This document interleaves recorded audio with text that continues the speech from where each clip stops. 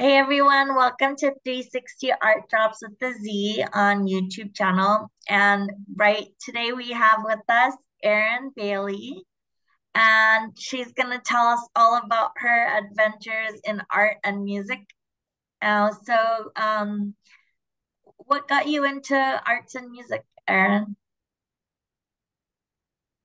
Well, I knew from a little kid that I was fascinated by color, pattern, and music. And as far as I'm concerned, art and music don't really have that much that separates them in terms of how I approach my creative process.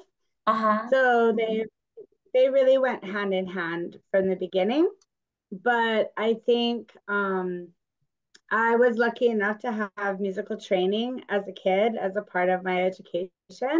Uh-huh. And I was in rock bands in college and I did Hawaiian music in high school. And, when I had opportunity to see the amazing culture of the party scene in the Pacific Northwest in the mid 90s, I was really captivated by that. And that is what springboarded my career in DJing.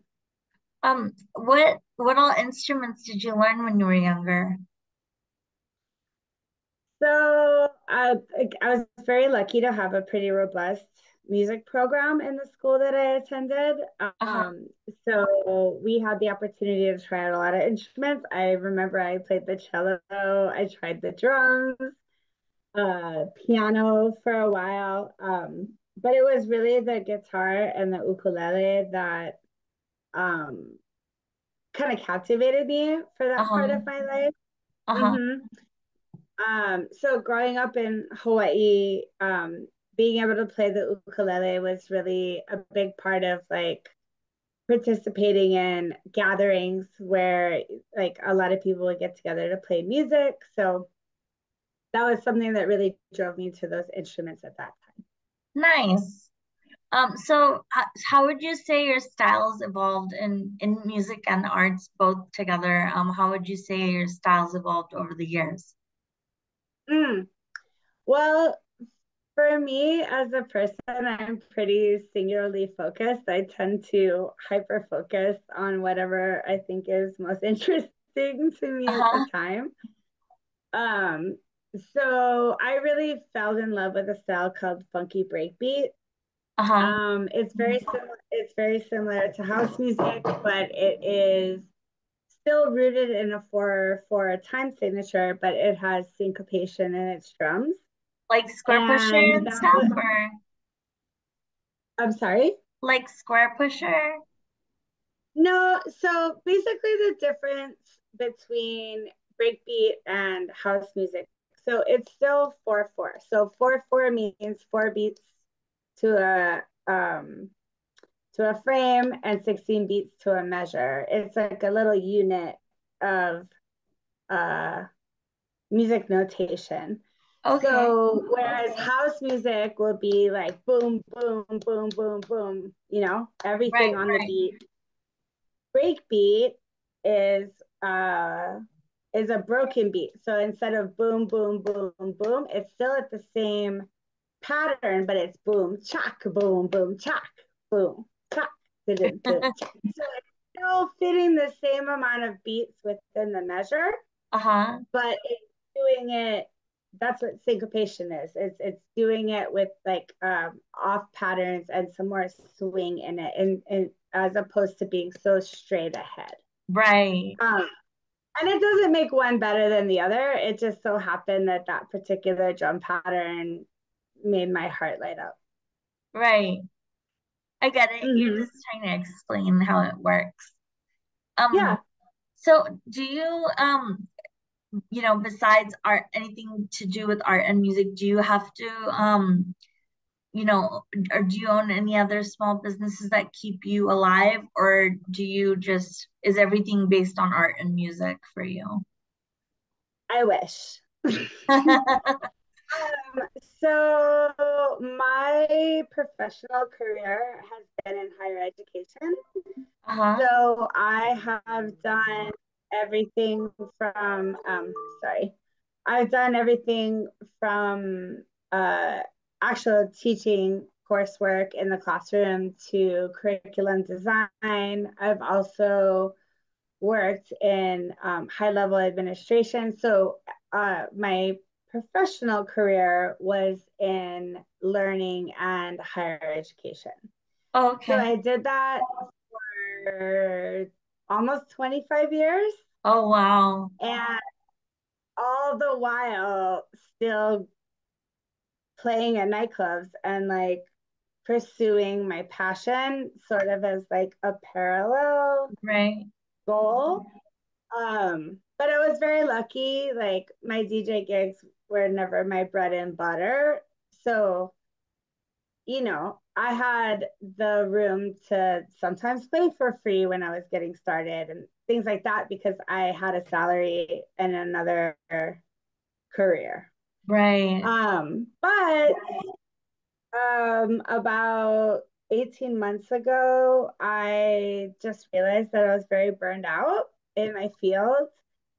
And I'm very lucky to have the means to, I'm very lucky to have the means to have been able to make the decision that I was going to pursue music and art full time. Nice. It was a terrifying decision. Yeah, I can imagine. It's really a leap of faith.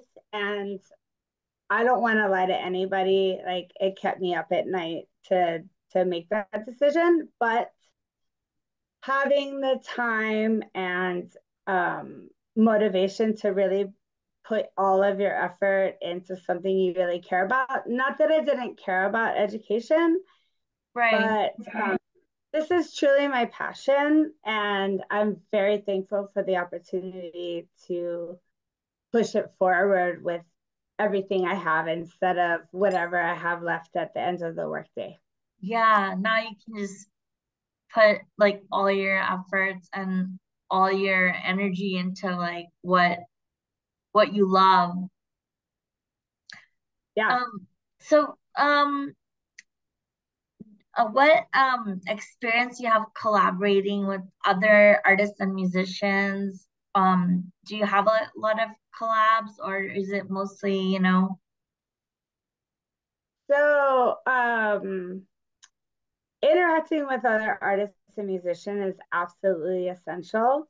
uh-huh, Uh, I I play a style of music that's based on funk and soul music, and that hasn't always been in fashion.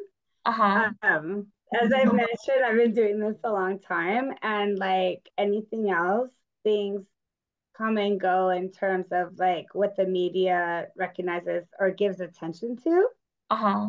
Um, so while I do play a particular style, it has been so important to connect with people that play things that you don't know about. Right, That's where inspiration comes from. You right, know, you don't have to like everything, but it's so important for people to be out there and experiencing things that are outside of their frame of reference. It makes you a better artist. right. Um, and you don't have to like it, but It's to be good to aware of the expose art, people to like new things. So 100%. maybe they can see if they like it or not, later. Exactly. So like I really very much invested in community-based support Uh-huh. because as artists and musicians, we're all grinding. Yeah, And if we like exactly the same things, it's so important to have that camaraderie with people that are doing it alongside you. right. Most Mhm. definitely. So So yeah, what, I think I think collaboration is super important. yeah, collaborating is important. Sometimes, or there's like even a quote that says um, like people who are, past looking past just the beginnings. or I don't know exactly how they put it, but it's like if you collaborate with others, then you're giving yourself a higher of a chance to be somebody or something, instead of just Well, it is that, absolutely. You're 100% right. But it's also, you don't know what you're going to be inspired by, right. you know? So the more that you experience, it's like it's more colors to choose from when you paint, you Yeah, know? or like you're more open to learning things, and that's always good. I could not agree more. So what were the biggest challenges you faced for your business? Was it was it giving up your higher education skills and just now focusing on, do you think that's been your biggest challenge so far, or what was your biggest challenge like when you were Um, younger and starting, or yeah. So I had an interesting path with DJing because, like I said, I had sort of a parallel career. right, So I was getting better opportunities as a DJ, kind of like simultaneously, aside from being like promoted into higher level. It was an interesting path, right? So it wasn't so much that I had two lives, but like there were two parts of me, you right, know?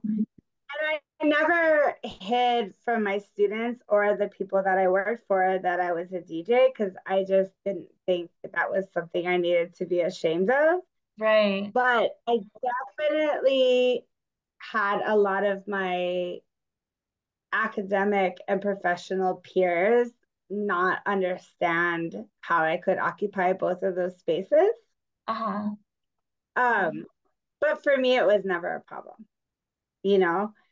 yeah, So I do feel like it was, in terms of early challenges, I think that having the emotional maturity and confidence to be able to tell people, like, yeah, I can be a university professor and play a warehouse race.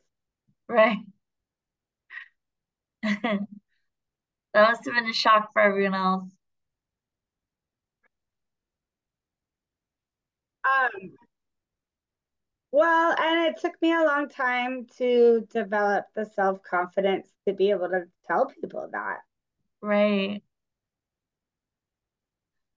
So like how do you, like, from when you have kept these high education jobs, obviously it must have been really hard to keep a balance between everything else that you're doing, all the arts and music events, and all everything that goes into like preparing for those and then also preparing for your job.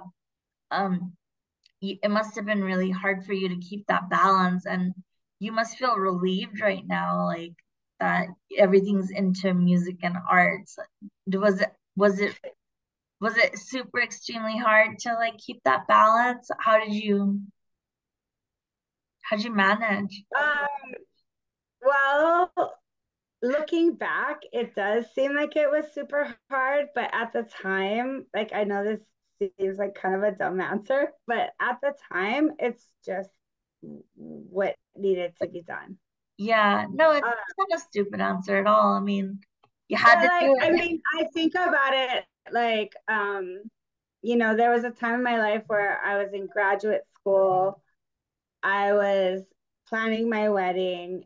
My grandmother that raised me was passing away, Oh, and I was DJing 3 nights a week for a residency. And like in retrospect, like I look back on that and I'm like, how did I do that? Because it was a lot, but at the same time, I think I was just in a place in my life where I had that kind of stamina, yeah. and you just kind of, just like so many people do, you just kind of find a way, like I wish there was some like more motivational answer.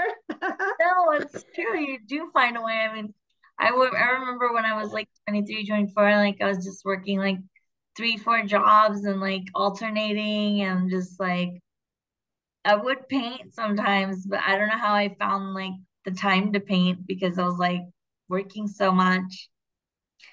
But I mean, I kind of, eventually like gave up like all of that and then, now I'm living with my parents because I went through some DV incidents when I was like in 2018. So in order to like, but even with all the stuff that's going on, like I've obviously made a decision, like, okay, well, I'm gonna stay here because it's gonna be like uplifting me so that I can get back into my art, hopefully, and maybe I can do some exhibitions here in India. I don't know, how it goes, but like let's see what happens. I'm trying to find other Well, ways to raise money so that because I don't have the money for my paintings yet. It's like I was like, I was super stoked about this podcast. I was like, I get to, yeah. connect with people that, like because I'm, lived in Cali for 34 plus years and it's such a change out here to be out here without any of my friends or any people that I can connect with, like even though there's so many artists out here, there's totally different lives and most people are married and I'm just like this unmarried person who doesn't have kids and just it Well, feels listen, I also don't have kids, and I mean, I'm 47. 3 years ago, I was also unmarried. Not to say that being married is like the goal of the world, right, but right, like what I would share with you is something that somebody I really respect. One of the smartest people I've ever met in my life. That he shared with me, and he said, Erin, he's like, I know that you're goal oriented and your eyes are always on like, how can I point my feet in the right direction? Like, how right, can I be on my own team? How can I work towards my goals? And he said, you're gonna have to come to terms at some point with the fact that it's not a straight line. It's a tree. And right, sometimes you have to climb up on a limb that looks like it's not going straight up in right. order to get, do you know what I'm saying? In Yeah, order to the next branch. He's like, and not only that, but the strength that you developed as you climbed right. is going to help you to continue to climb the tree. He's like, so he told me, he's like, you need to cut yourself some slack. Wow, that's such a like nice way of putting it. I mean, And I found that to be really helpful because there are times in everybody's life, certainly in an artist's life, like whether it's like physical art or music or whatever your art is, you know, where yeah, you feel like you're not getting anywhere. or you're not Um, normal. yeah, and like I think it's important, the gift that he gave me was to say, like, you might not feel like you're getting anywhere, but you're building the platform that you stand on to get to the next branch. Yeah, it's beautifully put. Beautifully Hmm. put. Tell your friend thank you for me. Yeah, I will. I really, and here's another thing that like I this is something, and like there's actual science behind this. Like there's been studies done Huh? where they looked at like if there are two children from, like, let's just say like some miscellaneous underprivileged harsh environment that they're born Uh-huh. into, Right. and like why does like one person from that neighborhood go on to a basketball scholarship or like get mentored to go to college or develop, become a pastor in their community or like whatever, Yeah. and why does one end up in jail or drug addiction and or whatever, Right. He did all of this research and it came down to one person. It takes one person to care about you, whether it's a mom, a grandma, a dad, a brother, a sister, a neighbor, a pastor, a community leader, a coach, Uh-huh. anybody. It takes Right. one person to make that Yeah. difference. Wow. That's definitely insightful. Yeah, And and so that's it's why, like, heartwarming. well, yeah, and like that's why, to come back to that idea of collaboration, it's like we do not exist as like individual islands. Yeah, we don't. It's all like No, and it's like it works as a team, and like sometimes some people don't realize that, like how much we have to work as a team to make it happen. yeah, and like you asked earlier about like barriers that I've encountered, and like the music industry is not the easiest place Yeah. to do business. Well, to be an artist or to do business, or Uh-huh.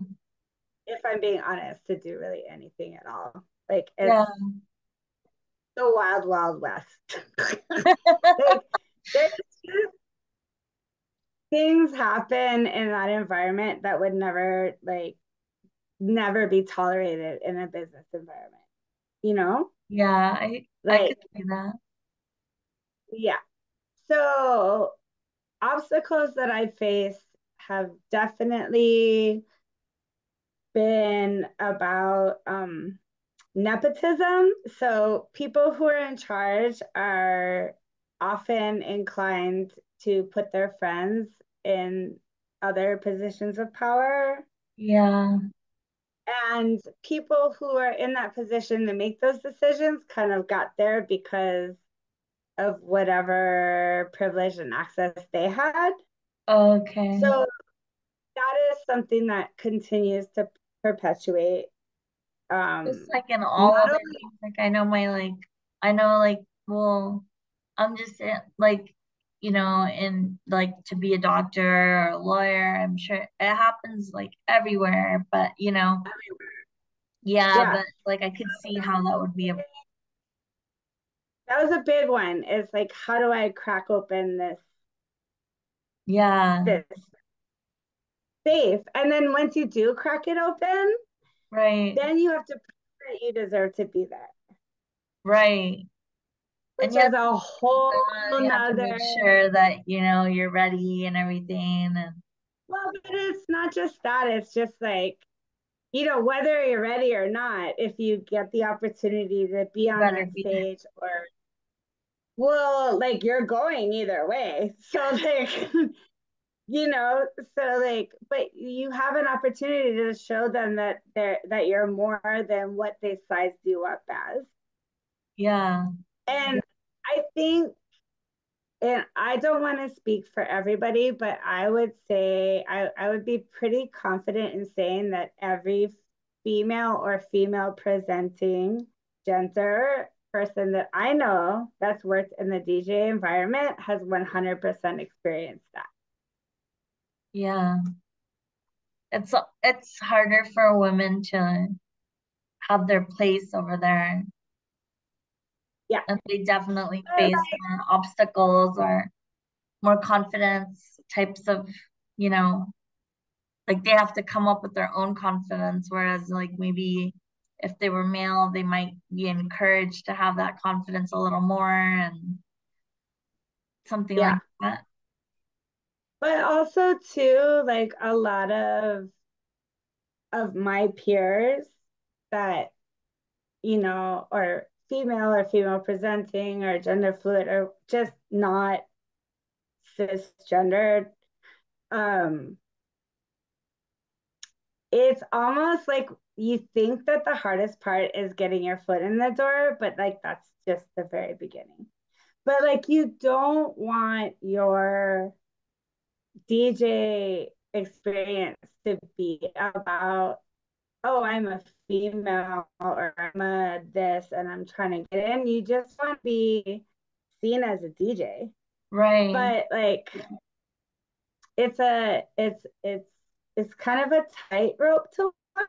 because you're proud of who you are, but you don't want to be defined only by that. Right.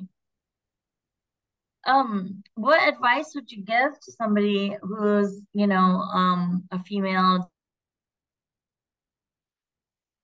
Okay, sorry about that. That's The, okay. Are you the back? Okay. Yeah, it cut out for a minute.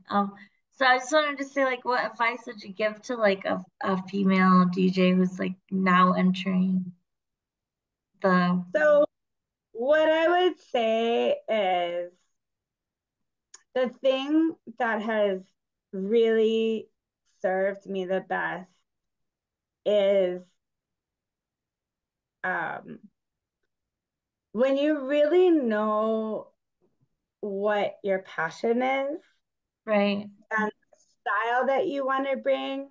Uh-huh. And when you get to a point where your style is broad enough so that you can still be you, but play the right music for the right time at the Uh-huh. right people, but not compromise your style, like that's the cherry on top.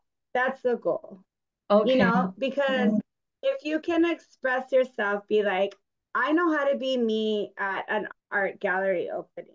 I know how to be me in an arena when I'm playing for 3,000 people. Like, knowing how to express yourself in a variety of different environments and still be like proud of what you did, Uh-huh. but consider what's right for the environment and the people that you're playing for. Like, to me, that should be way more of the goal than what prestigious gigs you get asked to be a part of, or what festival. Because if you can really get a solid feeling about what your style is, you Uh-huh. can't go wrong. You can't go wrong. Nice. That's really good advice. Um, so where do you see the art and the music industry headed now? And especially since you have so much experience with both art and music and know how to fill like both shoes, and you're really experienced. Like what would you say about that? Ooh, that's a big question. Sorry. No, no, no. I'm up for it. We're about to see a tidal wave of change.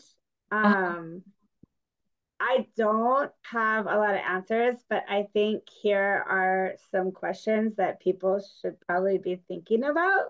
okay. Um, One of the things is artistic content. And so, without getting too deep into it, our laws in the US related to artistic content and copyright um, are antiquated and don't even appropriately address like the realities of the internet world and how content is shared. Yeah, and it's So, about to get even more complicated and confusing. yes. So, um, so we're already operating with like two wheels like falling off. You know what I Uh-huh. mean? Yeah. In terms of like business and law, you know, And I which think they don't give regardless. enough like attention to it because they don't like feel that it's important, like to be an artist or to be a musician. It's never really that important. I mean, even for me, like I constantly hear, my parents, they love me, but they want my nieces, to strictly be scientists, and they don't like the way that, I did certain things when I was younger, how I decided to make certain decisions.